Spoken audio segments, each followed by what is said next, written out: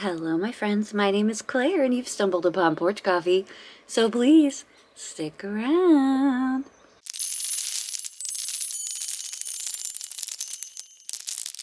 Hi, friends. My name is Claire, and this is my channel, Woodshed Theory. Here, I make content about what it is like to live as an adult on the autism spectrum and whatever else feels good to me. So if that sounds good to you, or if you're feeling particularly gracious today, and I hope that you are, please go ahead and click the subscribe button. Ring the bell. I almost forgot to mention that I put out videos a few times a week, so click the like and the share. Help me get to 10K before the end of the year. I put out shorts too. If you like arts and crafts, go watch my shorts. Wash my shorts. Watch my shorts. Wash my shorts. I like that better than watch them. Good morning. If you're new here, my name is Claire, which I've said 3 times already, so sorry. I'm a late diagnosed autistic lady, and on Monday mornings I have coffee with you. Why? Well, if you're autistic, you are acutely aware that having friends when you're on the autism spectrum is difficult. Why is that? Well, autism spectrum disorder or condition, whatever you like to call it, is at its core a social deficit. It's hard to have friends when you think differently than other people, when you're communicating in a different language and you don't know it. So I come on here not just for you, but for me too, to help practice having friends and being invested. So every Monday I do that, and I tell you about my week, and you tell me about your week in the comments, and then there you have it, friends. Let's address the elephant in the room. I don't have my mug club sign up. I know where it is. I just forgot to count. There were several people who joined the mug club this week. Maybe 2.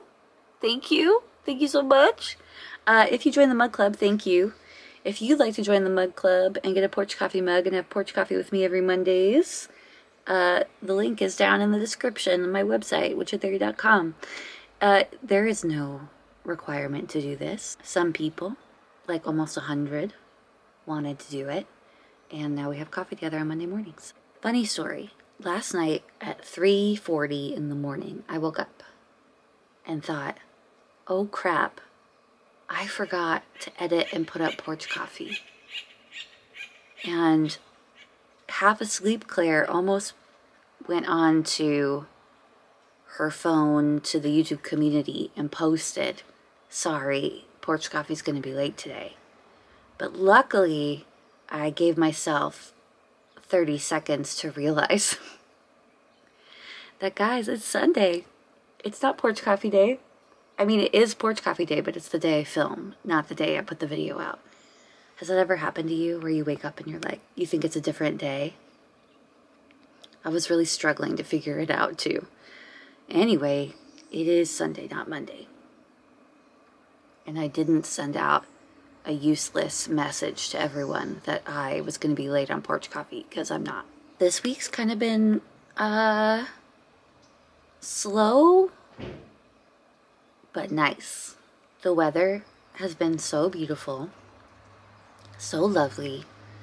Just finally it's cooling off. It's still warm during the day, but you can smell the change of the season in the air. And that's all I wanted. That's all I wanted. Just to wear my sweaters and drink coffee on my porch and listen to the crows. Is that too much to ask? Obviously it is. I realize that Halloween is sneaking very quickly up on me. I have about a week and 2 days. I've been working on Halloween stuff. There are so many videos I want to get out. Obviously they're not all going to get out. But should I just put them out anyway, even if it's not Halloween? Probably. Currently I'm filming a short. I'm trying to make a glow-in-the-dark Oogie Boogie Man from Nightmare Before Christmas. Like crocheted pillow kind of deal. It won't really be a stuffed animal because the fiber that I'm using for him is... I've had it forever, and as soon as I got it, I was like, this reminds me of burlap. It is wool, but it's like homespun like in its natural state, brown, scratchy, like what kind of sheep did this come off of kind of thing. I've been holding it double with some glow-in-the-dark yarn, and I've just been eyeballing it. I drew out kind of a template, so I've been trying to get that finished because I got the stuff to do it last year and never did it, and I am a finisher. I'm gonna do all those things. I'd also love to get a video out about the costume I made last year. Oh, I started filming another video about our costumes this year, which are not very involved, but they'll still be fun. So hopefully I'll get all of that done this week. If you're counting, that's 3 outfit videos, sewing outfit videos that I still haven't put up. So I've really been enjoying doing the short content because I'm able to put it out faster. Is that how I want to put it? It's not a matter of time. I like editing, but when I do a huge project or a bigger project, it's really easy for me to get burnt out on the project and then need a break before I put the video up. But then the time passes and I forget about the video.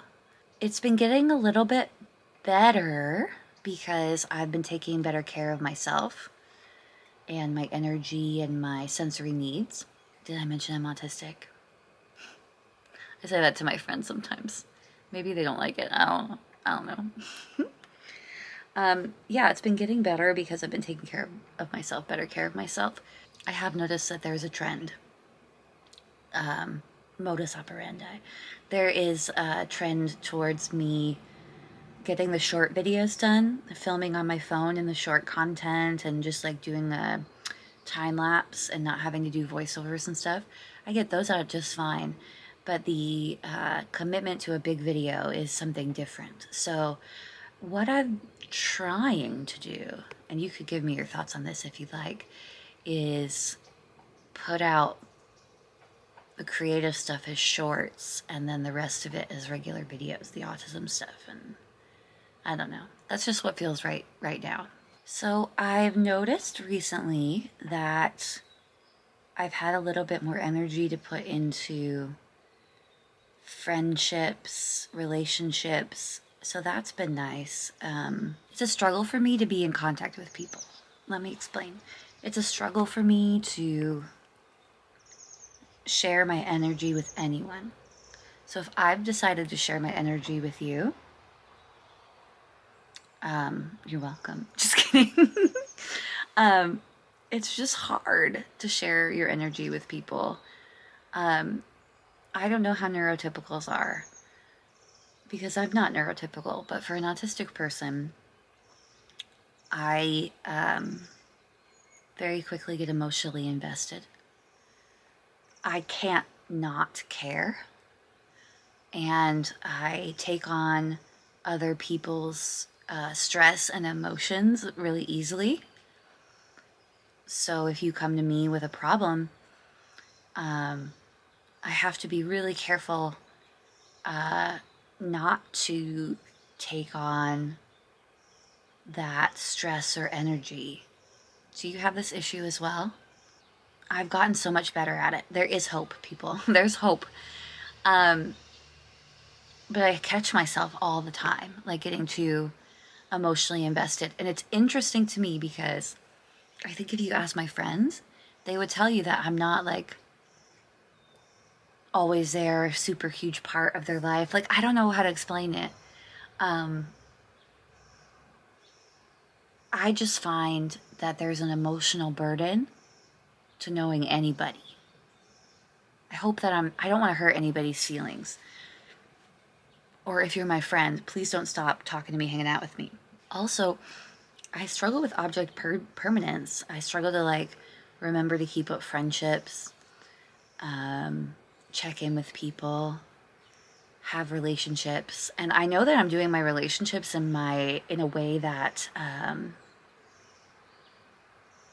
maybe other people don't, because I have decided to communicate to people in the way that feels most comfortable with me. And usually that's through writing, text message, or otherwise. or this way. But yeah, I do feel that I take on other people's emotional burdens. Like I absorb it. But I have gotten better. I'd love to hear in the comments if this happens to you too as an autistic person. There is a misconception that autistic people don't have feelings. What? We do. We absolutely do have feelings. It's not just that. We process them differently, maybe slower than you, but more whole than other people, more intensely, from what I understand. We struggle with like micro emotions, autistic people. So it's really easy to like sway all the way to one side, which is maybe, I'm just like postulating here, why we get misdiagnosed as bipolar a lot. So like when we're happy, like that's something that we can feel. I don't know. Sometimes when you're depressed, it's hard to feel that way, fully happy. But when you're happy, like you feel that really strongly, and when you're sad, you feel that really strongly. But the in between can be ambiguous, to say the least. Do you experience this? Yeah, emotions on the autism spectrum are interesting. I also, I've talked about this many times, can't necessarily read other people's emotions. I can feel their vibe, but sometimes I miss if they're like having like a mid emotion.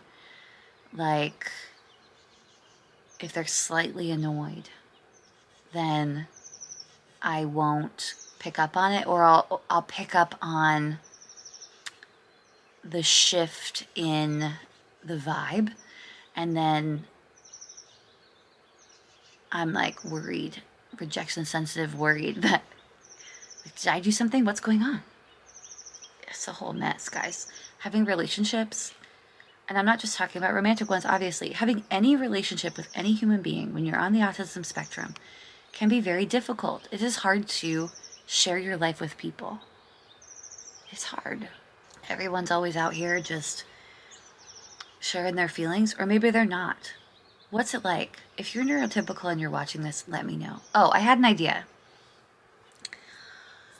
I am a huge proponent for the autistic community and the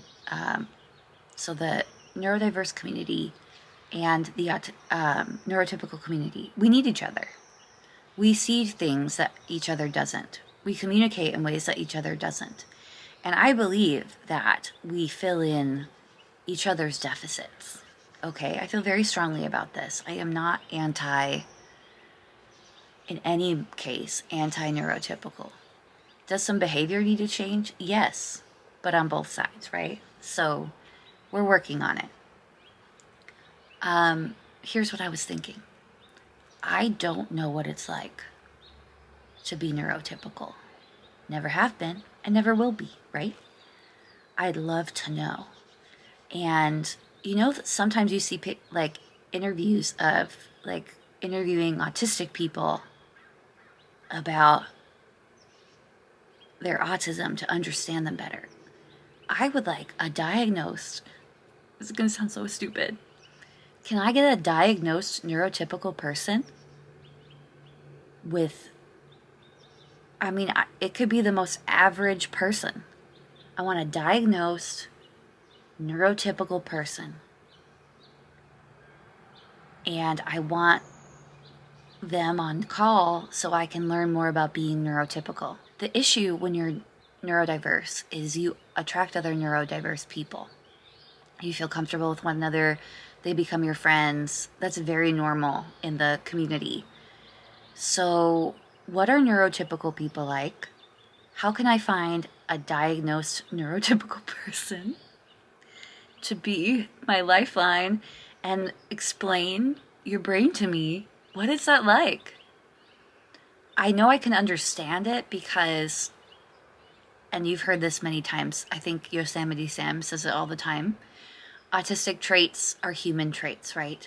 So what the neurotypicals are doing, they're traits that we can understand because we are also humans and we also have similar traits. So how do I make this happen? Does anyone know a diagnosed neurotypical person who'd be willing to explain it to me? I want to know what it's like on a deeper level. What's it like to be neurotypical? I don't want to be neurotypical. I just want to understand so we could communicate better. Anyway, that's really all I have for today. I know I didn't talk about much, but I hope you had a great day. Thanks for coming and having coffee with me. I hope you enjoyed yours. Let me know if you have any questions or comments in the comments. If you comment, then I would know you had a comment. I need some more coffee. I need some more. Yeah, guys, catch up with me during the week. I've been putting out lots of content. I miss you guys. And I can't wait to read how your week has been. Bye, guys.